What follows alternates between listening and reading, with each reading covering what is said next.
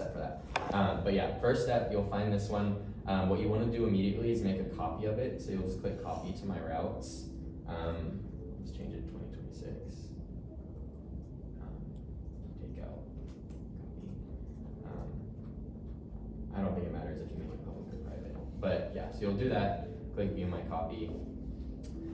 So I chose this route to show y'all because this is one where the start and end location are going to be different than last year. So I can show you how to do both of that. So first thing is you just go to edit in Planner. So yeah, it looks scary right now. Okay, so referencing this document, I can't find it. Where did it go?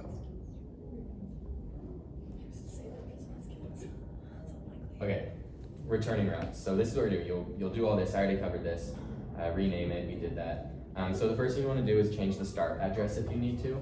So for us, we'll go to the master doc.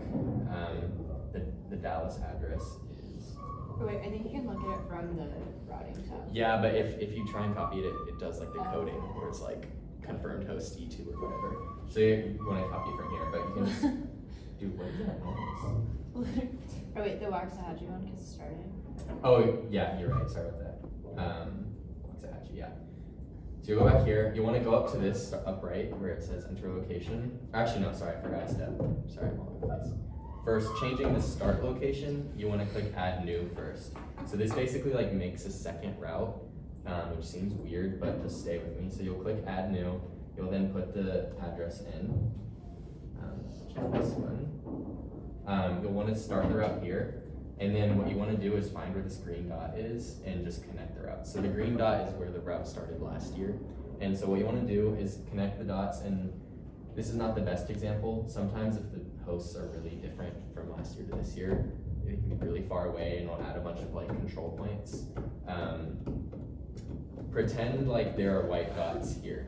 Basically the next step is to remove any control points between last year's host and this year's host. So this is last year's host where this dot is, and this is this year's. If there were any of these white dots here, you'd want to remove them. There aren't any here, so you don't have to do that. What is the control point? They're these white dots. So here, I can just add a couple. Like, what do they mean? They're basically just parts of the route that will like not move if you, so like right here I put 2 control points, and so if I try to move, I can only move the part of the route between these 2 points right here. So like that. So it anchors the route. Okay. Yeah. But if I were to delete this one, It anchors now between the 2. yeah. Okay, gotcha. Yeah, so now I could only move from there. So yeah, so you want to delete all of the anchor points between last year's host and this year's host. The reason for that is because you basically want to make the most efficient route to meet up where we were last year. So I guess this year, it kind of looks like it, oops, I did not mean to do that. It kind of looks like it's already essentially the most efficient route.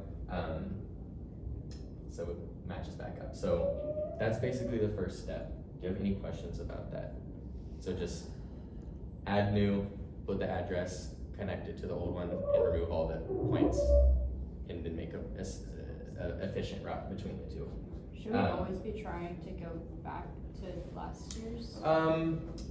You don't have to. This year it kind of looks like that's or for this one it's kind of the best option, even though it is going in the opposite direction, just because like there aren't any really roads that get to the other side of I-35 because you need to be getting on this road. But yeah, if there is a more efficient route where you can cut down some mileage, then yeah, totally go for it. All right, so that's done. Change the start address. This is just going over what I just said. All right, now we want to change the ending address. So for this one, we'll want to go grab the Dallas address. And then here you don't have to click add new, which is nice. You can just go straight here and put it, and then basically just click route to here. This is one that is very out of the way from last year, so we'll get to show a lot.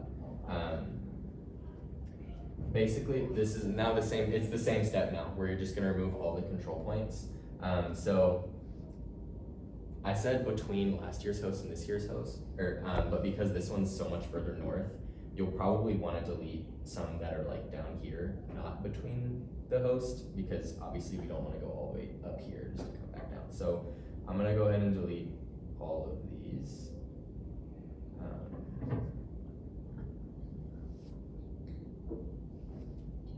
All right, that looks pretty good.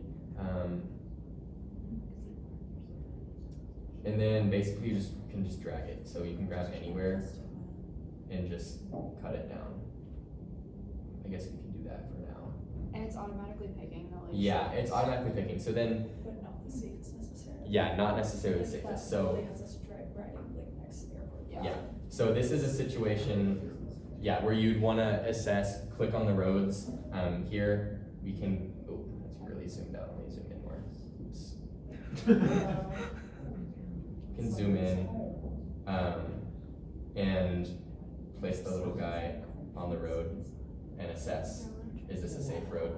So probably not. Could be, but there are definitely safer options. So from there you can find another route, you know? If it gives you a route that, here, let's go for that or something, that looks good mostly, but there's like a part here, like here's the part where it's like, why are we going down and around? So you can just remove that control point and then you can, straighten it out. So you can add control points anywhere. So if 3/4 of the chosen route is perfect, but another fourth is weird, just add a control point and try and fix it. So yeah, let's go back. I won't like go in depth with this because this is a kind of a complicated route with all the streets, but yeah, like I said, broad overview of the new route. Cutting out unnecessary turns. You can look at the heat maps, which is this like faint red line, to see where people are typically riding. That's always not always a great indicator, but it can be. You can also, just look for back roads. If you're able to, we can also add rest stops. So the way that I do that, this is a 51-mile ride, so it's not super long, maybe 2 rest stops, possibly 3. You can kind of just go along the route. We probably want our first rest stop between 15 and 20 miles roughly. So you can just kind of hover along the route and look down here. So this is right around the 18-mile mark. And you can just zoom in and then just look for like landmarks that would be a good rest stop. So if you see like a green patch of park, look, zoom in, go to Street View, see if we could park our trailer in there. If you see a corner with a gas station, or here, this is a good spot. There's a park and there's a Dollar General right here. So we can. High school. That's your high school? No, there was a high school. I was like, dang, what a small world. So yeah, this could be a decent place. There's a nice parking lot right here that could be perfect. So in fact, I might just make that our rest stop. I might just do that right now. So how you do that is you can right click, point of interest, click rest stop, and you can say rest stop 20 miles. And then you can just click save and then click include and at 20, and then there's a rest stop. So yeah, are there any questions about this whole process? Why does the route say 72 miles now? Oh, I might have clicked something. Sometimes, yeah, this is actually really annoying when it does this. Oh yeah, I accidentally clicked here. Holy. Yeah, so if that's the thing that's really annoying about riding GPS. You need to like be really paying attention to if you accidentally click somewhere at all, because it could so easily just extend the route and make it from 50 to like 120 miles or something. And then, yeah, see, now I didn't notice it, and now if I click on do, it's gonna get rid of the rest stop, but yeah, there we go. Well, I'll go ahead and back and add that rest stop later. If you're making your routes, you don't necessarily need to worry about the rest stops right now, but if you have the time, you can add them. Are there any other questions?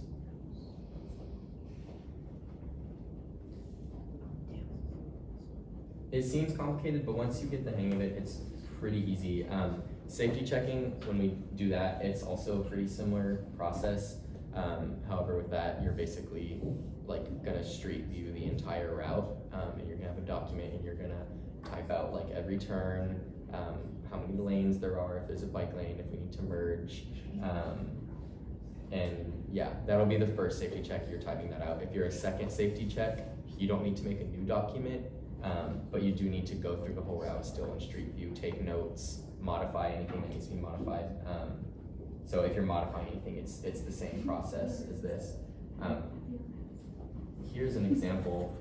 Make sure you're keeping an eye out because sometimes there are like unnecessary turns. So right here, the route just like goes up and then comes back for no reason. So just make sure you're looking for those. You can delete that control point and then just drag it down and see. I don't know why it's wanting to go to that road. There we go. Nope. Alright.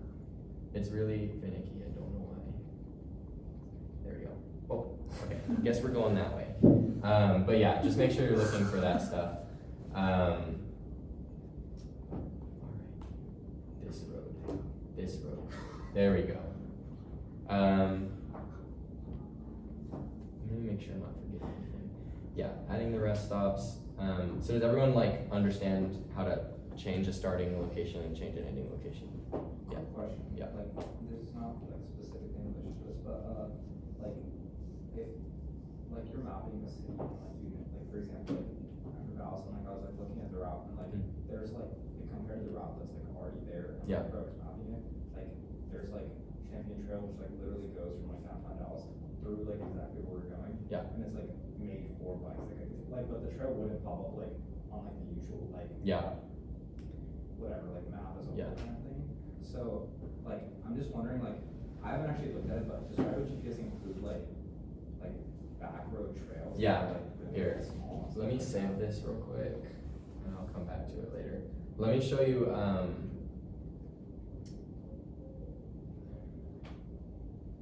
I did one earlier today for Dallas to Gainesville. And that one, yeah, it actually goes on the Champion Trail, I'm pretty sure, for a little bit. There are some, yeah, is this the Champion Trail, like over here? Yeah, I think it's like a little bit of it, but like Yeah. they extend all the way down to downtown Dallas. Yeah. It has trails. The only thing with the trails is that you likely will not get a street view on them. Okay. Yeah, you can't street view this. Oh wait. Well, you can street view this one. Some of them though you can't, like especially when you're kind of out in the middle of nowhere, you're not gonna be able to street view all of them. So for those, you can route us through there, but you will probably want to check. You can switch over to like Google Satellite and look like, does this look like a safe place to bike? You know, which it's probably the best you're gonna get in some of those more like middle of nowhere places. And then further on that, like the reason we're not on that trail all the way is because like we have hosts to get to and they're not on the trail, you know. So like sometimes you're gonna be pulled off maybe the most direct, safest route because we have to like go to other places, you know. But yeah. Any other questions? Do you guys remember how to safety check? Yeah. I'll send out the when I'm doing, I'll send out those two things that I showed you, and then also a sample safety checking form, so y'all can follow along with that one and like kind of match it. In fact, I actually have it here. This is last year's master doc. Let me just show you here. I'll just pull up a random one for going to Salt Lake last year. Starting address, ending address, the link, and then literally just every turn. The road that we're on, if it's a dirt road, if there's gravel, if there's a shoulder ending, unprotected left turn. This actually isn't the best example. But I should probably go to a more urban area. Let me go to the Dallas one, because there's more to do there. Yeah, so here's an example of changing. So safety check one, originally he did that. Abby wanted to make a change, so she edited it. Yeah, every road, every left, miles per hour if you can add it, whether it's a shoulder, all that stuff. To change, then, is that like indicating that she changed the route? Yes. Okay.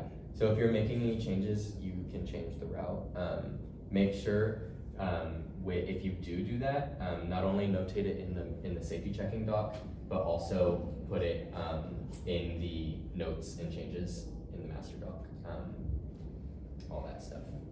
So everyone's, and ultimately there will be 2 safety checks, and then the 3rd one will be done by staff, so Ross. And if there are really like any outstanding safety issues, he'll probably address them. So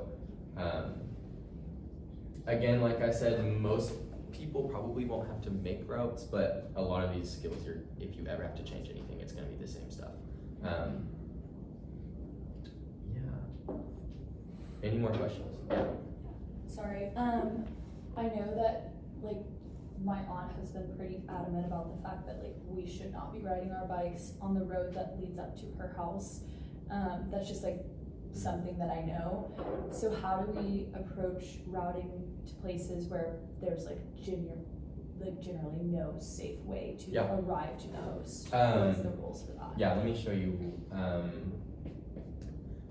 You'll probably still make a route, but we might just say like we're gonna sag this part. So an example, here, I'm gonna show you this. If you go to collections and go to Rockies 2026, this is just fun to look at because it has all of the routes that have been made so far mapped out, and they like connect to each other, which is fun. But a good example of that is Big Sky to Bozeman. It's already a pretty short route, 43 miles. But last year, this route, their host said, basically this entire road through the mountains is like not at all safe to ride. So last year, they basically sagged all the way until about here, I believe, which we'll probably end up doing again this year.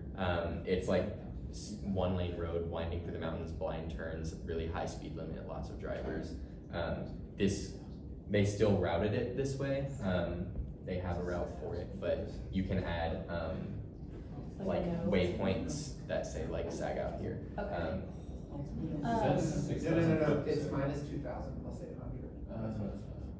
Let me show you this Can we one. talk about that? Wait, yeah, this is an additional. Yeah, so here's an example. We're not biking 172 miles. Okay. This is gonna be a partial sag day. So, I see. we have to go from Steamboat to Dinosaur, or to Vernal, which as you can see is 170 miles. That's just not realistic. And this is what they did last year. We'll ride, this is about 90 miles, and then you can just put a waypoint right here that we're sagging out and we're driving the rest of the way. And then also, last year's team, they had 3 routes for this day, like in the library. They had one that's like the full route, but they also like had one that ends where the sag out point is. So you'll probably want to add that one to your computer anyway. But for the sake of like, I honestly don't know the answer about if we should just end the route where we're sagging out or if we should still map the whole thing. I can ask Ross about that. But And if we yeah. think that that last leg is probably unsafe, or wherever in the route is unsafe, we just note it, or like should we contact you? Yeah. Like how do we? well, a lot of it is also gonna be The same. when we're there in the summer. Like a lot of times hosts will say like, we'll be like, oh, this is where we're planning to ride, and hosts are like, oh, you shouldn't ride that, and we like change it there. Some of these things you're just not gonna know, like if it's safe or not, if there's construction or not. But So- if you do know them, then on the routing tab, there's like a notes. Yeah. Oh, okay. And also, I think y'all can have access to the 2025 master doc. It's also a pretty helpful one to go to their routing and see like some of the routes that, or some of the notes that they have about it. So here's some safety notes from them.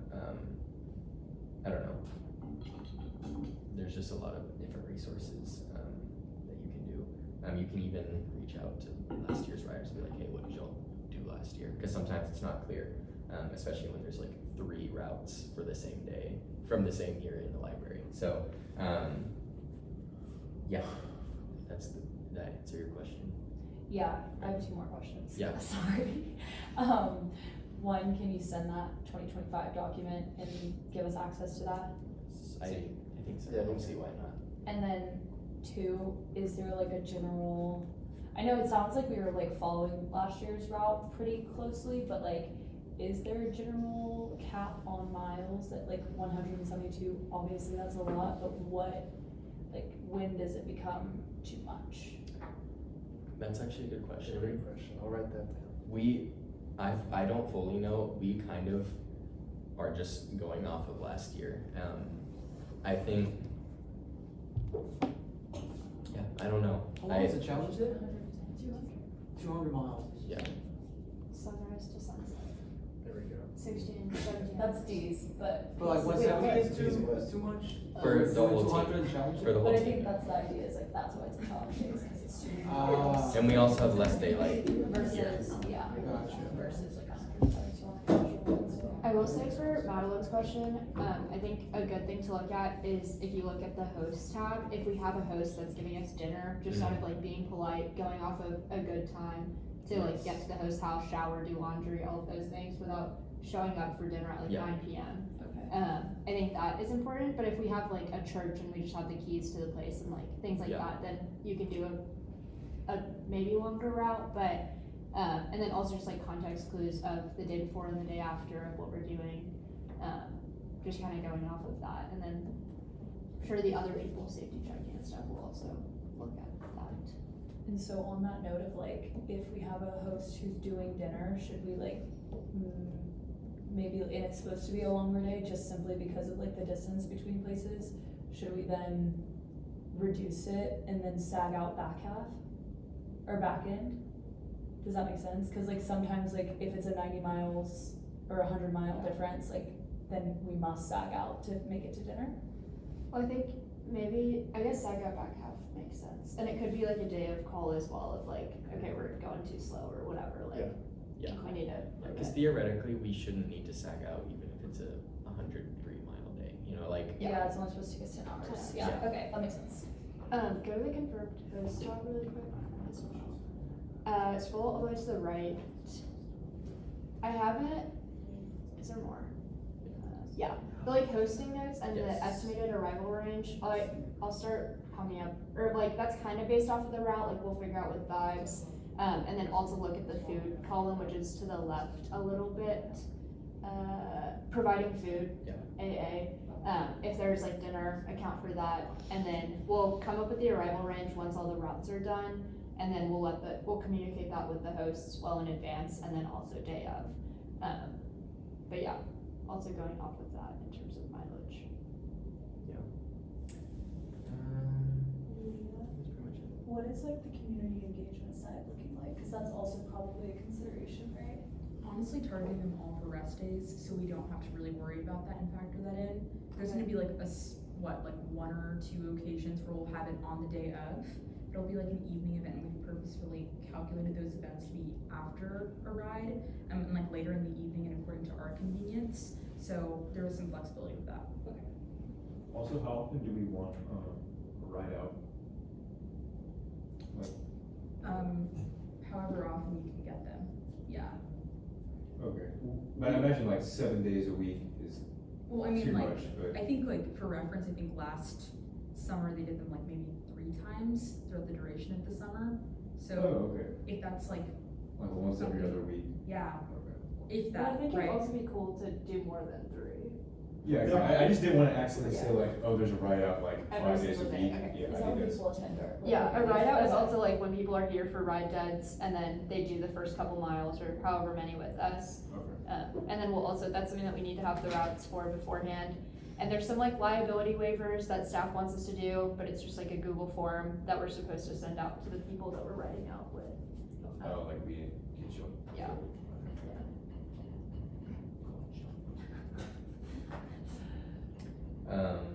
One other thing I wanted to touch on, if it interests y'all. I was gonna like do a poll on this, but I decided to just do it anyway, cause I feel like everyone would agree. But, for this route, Colorado Springs to Denver, I gave us a little out of the way. It adds about 6 miles at the beginning. It brings it from like an 86 to 94 mile. But I did route us out a way to visit Garden of the Gods if everyone is okay with that. Because I had got some requests to go visit there. So, That's cool. We should do that. yeah, so that's that. Snaps for that. Snaps for that. Also, if y'all have connections, like not necessarily in host cities, but like cities that we're riding through, like during a day, that someone that might want to host a rest stop, let me know. I have connections in Castle Rock, which is smack in the middle of Colorado Springs and Denver, and they've already expressed interest that they might want to host a rest stop. It could add some extra mileage in certain instances, but like the mission, we're getting to go to people directly that will give us food for free. Because this day right here it's at 94, but it might end up being 98 because if we go to that rest stop, but it's free food, so 4 miles. So yeah, I think that's pretty much it. If no one has any other questions, This is a question mainly for Dick. I think you're looking, I was procrastinating my route post, but when I did my route post, I was gonna have like a hit list. Is there like any specific places that you need anything? Cause I was just gonna post like, if you know anybody. I'll send you a list. Yes. Honestly, if you could send that to the Slack, Yeah. that'd be nice. Yeah, thank you.